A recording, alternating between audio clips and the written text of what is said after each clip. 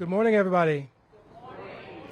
My name is Arlen Harrell. I'm the Deputy Chief of Innovation and Partnership at the DC Department of Employment Services, and it is my pleasure to welcome you here to this historic event that is about 7 years in the making. I have the opportunity to lead the amazing team at the DC Infrastructure Academy and the Office of Talent and Client Services, and we're just so excited to share this event with everyone in the community. I also have the pleasure of getting to introduce a special person who is here, a graduate of the DC Infrastructure Academy, Tiana Frasier, a DC native, Ward 8 resident, and mom of two. Tiana was a member of the Energy, Construction, and Utilities ECU Cohort 2. She started her career as a customer service professional before deciding that she wanted to embark on a new journey. She wanted a life-changing career with upward mobility. During her time in the ECU program, she was a constant motivator to her peers and rarely missed a day. Tiana was able to earn her OSHA 10, Six Sigma, and the National Center for Construction, Education, and Research certifications. Most recently, Tiana accepted employment at Washington Gas,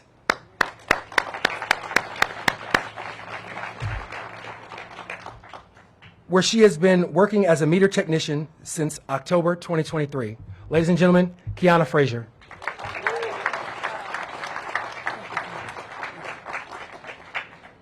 Good morning, everyone. My name is Tiana Frasier.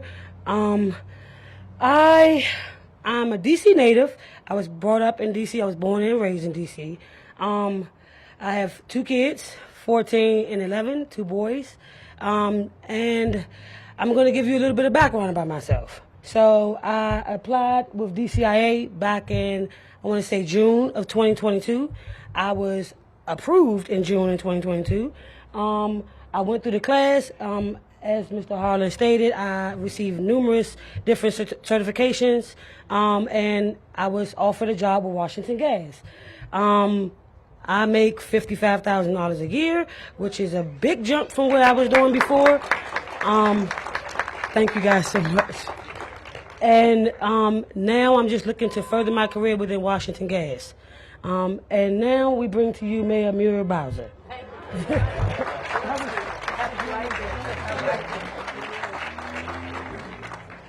Well, good morning, everybody. Let's give Tiana another big round of applause. I especially like the part, well, two parts, when she said I applied in June and I was accepted in June. Then I got an offer in October of the following year. So those are all, that's October of the same year, this year. So that is a wonderful timeline and just a great testimony about what we're celebrating today. It's great to be in Ward 5, isn't that right?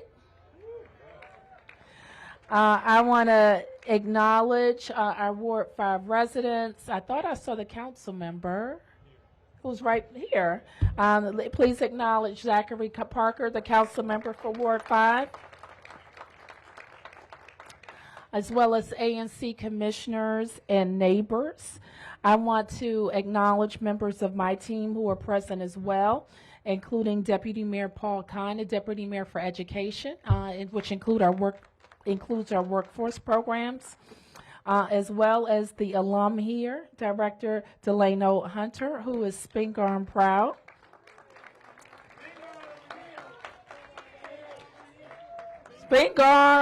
Spingarn proud right here. And now Delano, he was featured earlier this week as one of my cabinet members who is a HBCU alum, a Spingarn alum, and now he has the great responsibility and opportunity to lead a very important agency in DC government, and that is our real estate and construction arm as the director of DGS. So he will work hand in hand with Director Morris Hughes. Please give a big hand to Unique Morris Hughes. Unique leads, of course, our Department of Employment Services, which I like to say, remind everybody, is our Department of Labor. and it's UNIQ's responsibility to make sure that DC residents that are talented, smart, hardworking, are finding great opportunities with public and private employers in the district along their employment journey. So for people who will be coming to DCI, learning new skills, from people who are changing careers, from people who are graduates or soon to be graduates of our HBCUs and local colleges and universities, to retirees who may be looking to get in the employment or volunteer market. So that is what we do at our outstanding Department of Employment Services. I also want to welcome a fellow mayor from the great state of Texas. You know, that blue part in Austin. Mayor Watson, please stand and be acknowledged. We're great friends of Austin, Texas, and we have been very supportive of South by Southwest. We like to go there to let everybody in the tech world know that we're not just government buildings, the Congress or the White House, but we are, in fact, a place where people come from all backgrounds and want to get into all things, including starting their own tech businesses. And so some of what happens at the Infrastructure Academy, I think we're learning, also has a tech slant. We are very proud of what we've been able to do here. We launched the DC Infrastructure Academy in 2017. We opened our first facility in 2018. And I could say a lot about the big need at that time, and which continues for infrastructure workers, a need that we were not meeting with DC residents. At the time, nearly 50% of DC's infrastructure jobs were going unfilled, and they were paying a rate of $50 an hour. So we pledged then, and we budgeted $17 million in our local budget, combined with an agreement that we made with Pepco Exelon of $5.2 million during their entrance into DC. And in addition, Pepco and Washington Gas agreed to provide $500,000 each in cash contributions, donated human resources, equipment, and other in-kind materials and services. We pledged to open in 2021. Instead, we opened in 2018. And with that 3 years, we have seen over 4,000 DC residents trained. And we've expanded our partnerships to include, of course, Pepco, Washington Gas, DC Metro, DC Water, and the University of the District of Columbia. So far, 600 participants in the academy. In the past year alone, 600 participants we've had 600 participants in the Academy's job training programs. And just as you heard, I'm proud to say that 100% of the Pepco trainees at DCIA earn their certifications. So I want to thank Rodney Doye and the team at Pepco for your commitment, not only to training, but most importantly to hiring. I know the mayor will agree with me on this. It's fine to have great training programs, but when residents don't have good paying jobs at the end, they start not believing in our training and not believing in our training programs, and more importantly, not believing in their ability to get on an employment journey. So that's why it's so important, and I told the team, we're not just going to open another training program. There has to be a job at the end. We have had with 13 cohorts and a 100% job offer rate, which we're very excited about.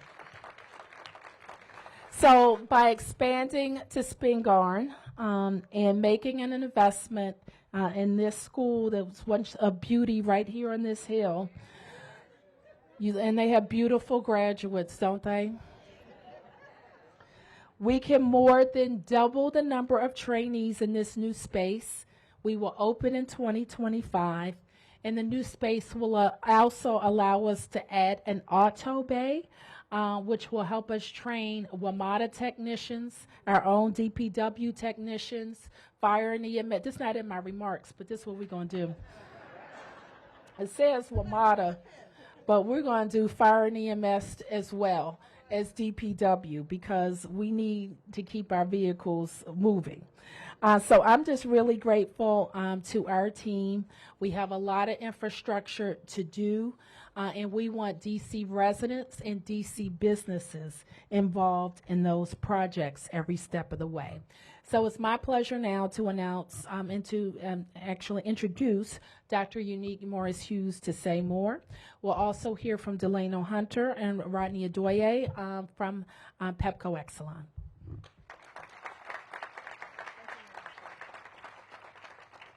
Good morning, everybody. Thank you, Mayor Bowser. Let me begin by expressing my deepest gratitude to Mayor Bowser for her years-long commitment to the Infrastructure Academy.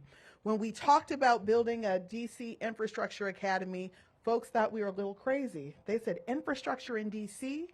But what my mayor knew is that there was a future for jobs here for DC residents to work in infrastructure.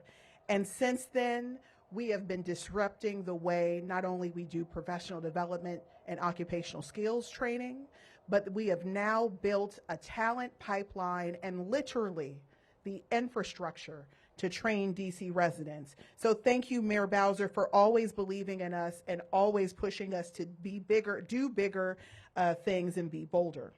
I also want to acknowledge Mayor Watson and Tamara Atkinson, my equivalent down in Austin, Texas. Thank you so much for bringing a delegation here to learn from us today. Of course, if we can be supportive and helpful in any way, we will continue to do that. And then I also want to acknowledge Daniel Hopkins. Daniel, wave your hands. From Eightfold, our newest partner, as we expand equity and access to our district residents in securing sustainable careers that allow them to work where they live and thrive, and I'm going to say a little bit more about that. So I stand before you today with a sense of excitement and pride as we celebrate a significant milestone for the district, the expansion of DCIA and the announcement of our transition to the new training facility at Spingarn.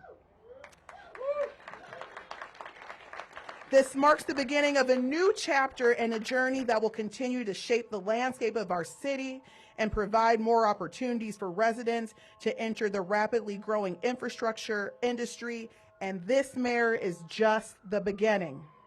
At DOES, we're committed to closing the knowledge gap and disrupting outdated workforce development practices by focusing on human-centered, labor-driven strategies and promoting and fueling the local economy. As the district's labor agency, we have tremendous opportunity to create our own entry point into the future of work and provide every district resident, I said every district resident, a fair shot at economic prosperity.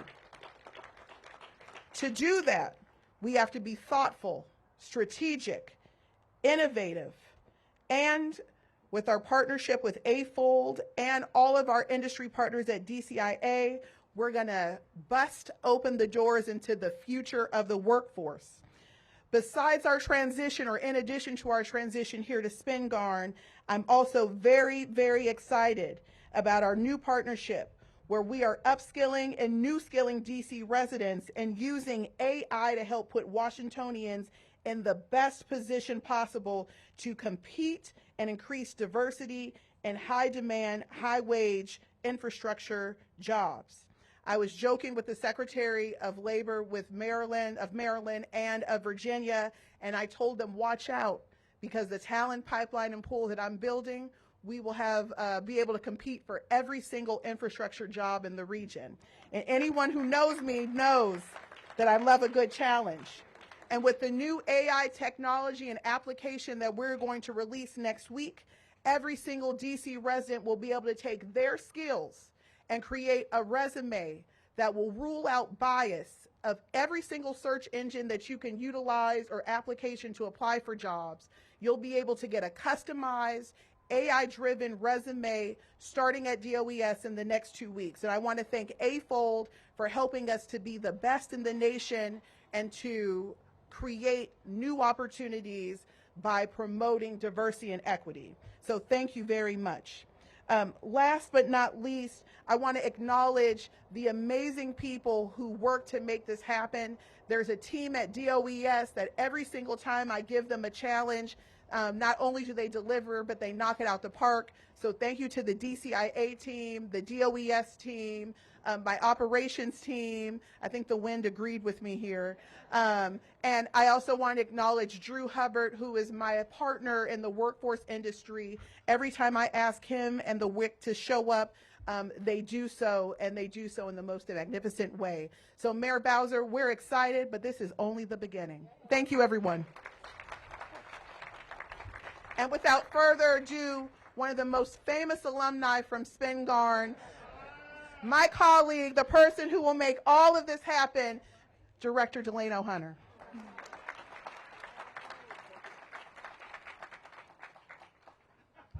Thank you so much, Director Morris Hughes, and good morning, everyone. I want to say that every project is special, but this one is extra special and is deeply personal. I graduated from this school in 2002, and that's right. I'll take that. I'm your baby. And I remember when this school closed in June of 2013, and I remember at the time, I'm sure I shared this sentiment with my fellow Green Waves, we knew that this school had more life. We knew that there was an opportunity for this school to continue to educate and prepare the next generation of public servants, of entrepreneurs, of just good citizens. And I'm happy to be a part of the day as Spingarn takes on a new life.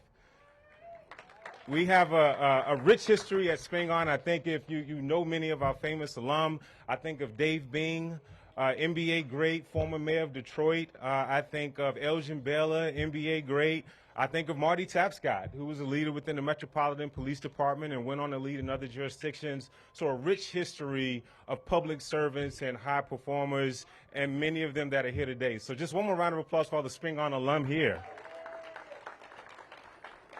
So I want to thank Director Morris Hughes for her leadership and the team at DOES. I want to thank Mayor Bowser for her vision, and I want to thank the team that's going to make this possible. This is a team effort.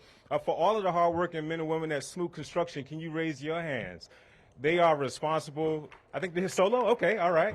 They're here today. They're going to construct this project, and a special thank you to the teams at Bell Architects and VDMO Architects, if you can raise your hands.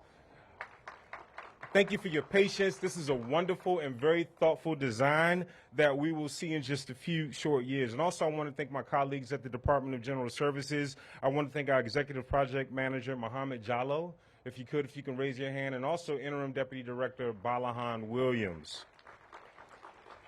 Now, let me tell you a bit more about this project. This $64 million renovation represents the next chapter of Spingarn, and it will continue its legacy of education and community. I'm also proud to report that 50% of our contractors that we will work with will be certified business enterprises. That's right, those are local and small businesses that will create opportunities for district residents. Also, I'm excited to say that just again a little more about this space. We're going to completely transform the interior space that the DC Infrastructure Academy will occupy. Some of our exciting plans in store include 2,700 square foot specialty mechanical lab, interior classroom space. Also, we'll refurbish the courtyard. We'll have social spaces and also an exterior training yard. We'll also focus on how we can ensure that this space continues our environmental and sustainability goals, and it'll have green features such as solar panels and also EV charging stations. And also, we're going to preserve the rich history and legacy of this building. We will be ensured to preserve the facade, enhance the facade, and shore up the building, because we know maybe hopefully the DC Infrastructure Academy will grow into the entirety of the building. They will, but who knows? There may be other purposes that are suited for education that this building may take on new life. So with that being said, I'm just really excited, and I can't wait to deliver this project, and happy to be a part of this team. So without further ado, I will introduce a very special partner, and that is Pepco's Senior Vice President of Government Affairs, Rodney Odoy. Let's give him a hand.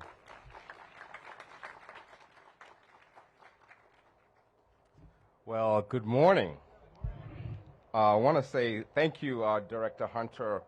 You had a little heckling team here, and you were called young, so that's always a good thing.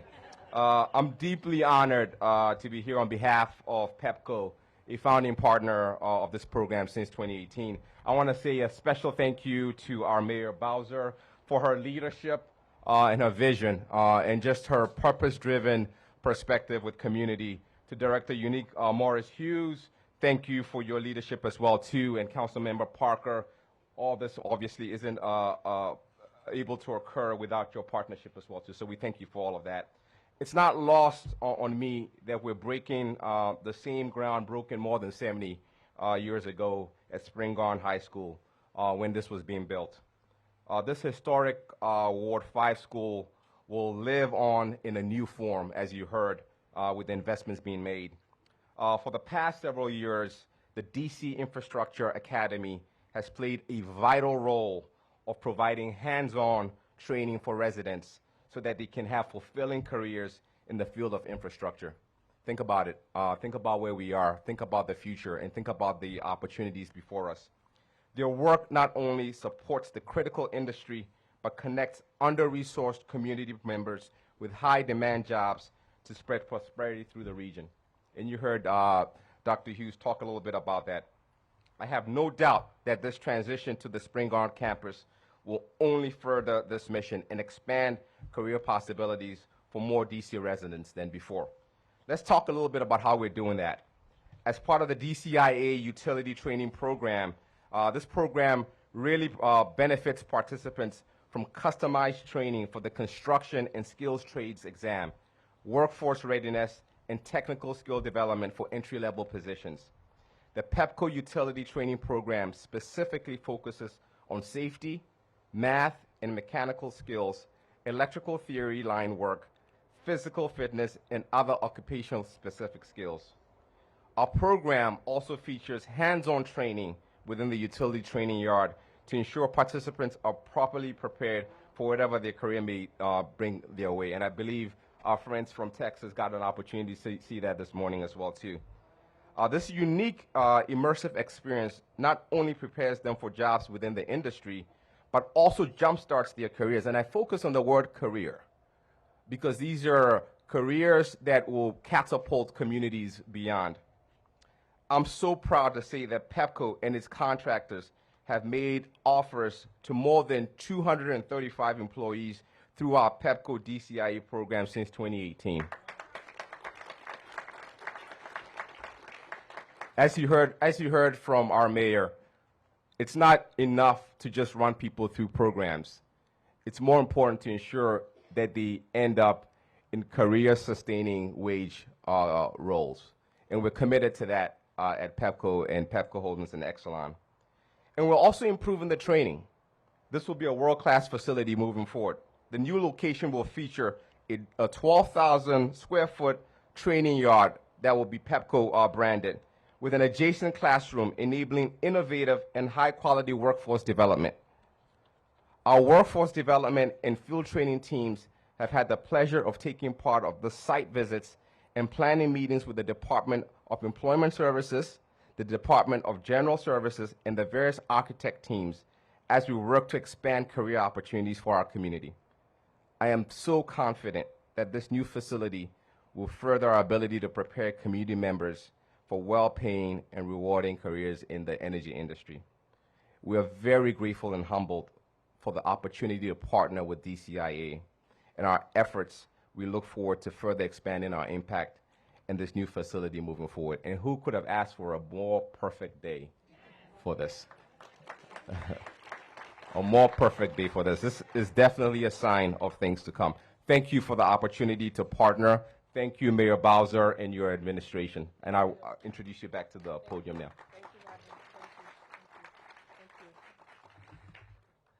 Well, you heard it.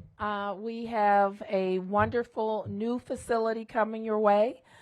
We have done our level best to let everybody know about this program, get them enrolled through training and into a great job and a great career with really great companies. And so we're proud of that work, and we'll be proud to open here at Spingarn. So with that, I'm going to take a few questions. Start with the media, and if there are any community questions, I'll get to them. Sam. Yes, Mayor. I noticed the Deputy Mayor for Education is here. Is this now going to be part of the city's educational program, or just curious?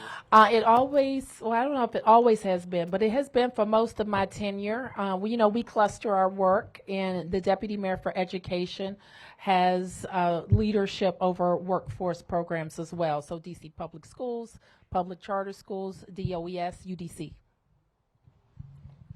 Any other questions? Yes. I have an off-topic question. Okay. So, Mayor, we saw the other day Amazon truck being carjacked and police chase. I think it ended up in Prince George's County. And then we had an ambulance stolen. I mean, what are your comments on this, craziness that seems to be going on? And as the holiday approaches, what are your concerns? Well, Sam, I'll sound like a broken record, but we have to stop people who are stealing cars. And when the police arrest them, we can't let them go out to steal another car. That's the answer. Is it something new here? I mean, again, I don't No, recall. I mean, I've seen in almost any city I've been to, package thefts, robberies from people on their person, which are very scary. And we have seen, violent carjackings. And I say violent because people are using guns or threatening to use guns. So that's scary stuff. And nobody wants to confront that. And so that's why we're very focused, and MPD is very focused on how we're deploying to discourage people from thinking that they're joyriding or that nobody's getting hurt or it's all fun and games, because people do get hurt. And then finally, for me, how do you think the city handled the situation yesterday with the large demonstration here in D.C.? Well, thank you for asking that. I think our teams performed very well. We engaged the planning efforts that we do for large-scale events. Our police chief, HCMA, were in coordination with federal partners. Our JOC, the Joint Command Center, was in operation. Our DPW crews and DDOT crews responded to be supportive of traffic measures and cleaning up. So I think I give them an A. Any other questions? Yeah, I'm going to take any, no more press questions. Okay, yes, sir.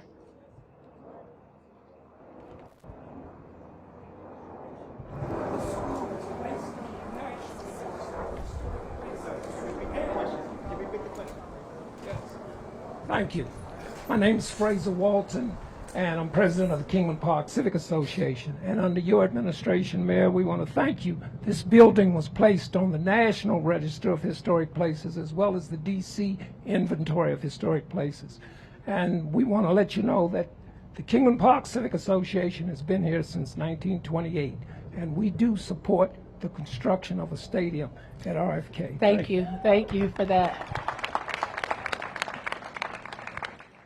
Yeah, from my view, this is an incredible view. I hope everybody comes up. If you haven't been to this site, you're looking at golf and tennis and river, metro, and beyond, a 110 acres that needs to be developed and serve the needs of the district. Any other questions? All right. Yep. Okay. My question is, how will, with DC infrastructure being here, how will you all preserve the history of Spingarn legacy? Well, that's a great question. Let me ask DGS to talk about, I'm not sure where we are in design yet. Let's talk about that. Thank you. So the construction team and the design team also, really at the urging also of Director Morris Hughes, we were very careful to go in and really preserve many of the banners. If you go to the gym is still intact. Very famous portraits, historical banners. Also, we're working with DCPS. Some of the old artifacts have already been removed from the building, and the remaining the remaining artifacts will be stored. It'll be preserved. I think there's a plan in place to display many of those mementos in the gym as well. And then we'll preserve the facade, we'll enhance the facade, and you'll see elements that are a nod to Spingarn's history in this very thoughtful design. All right, I think it's time for the ceremonial groundbreaking. Oh, there's another question? Yes. It's a question. Let me get a microphone for you.